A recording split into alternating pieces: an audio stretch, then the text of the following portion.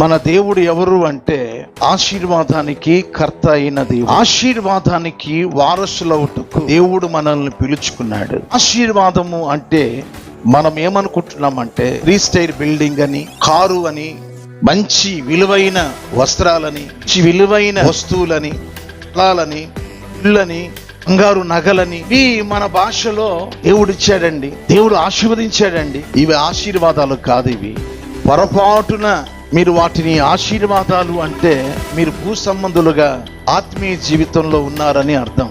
మాకు ఉద్యోగం ఇచ్చాడండి, ఓళ్ళంత డబ్బు ఇచ్చాడండి. ఇవి ఆశీర్వాదాలు ఎలా అవుతాయి? ఆశీర్వాదానికి నిజ పరమార్థం. ఆశీర్వాదం అంటే ఏమిటి? పెళ్ళిళ్ళు చేసుకొని పిల్లలను కనడమా? ఒకటి ఏ చీకు చింత లేకుండా ఉద్యోగాలు చేసుకుంటూ ఏసీ రూములో ఉంటూ చక్కగా సుఖభోగాలు అనుభవించడమా? అది ఆశీర్వాదమా?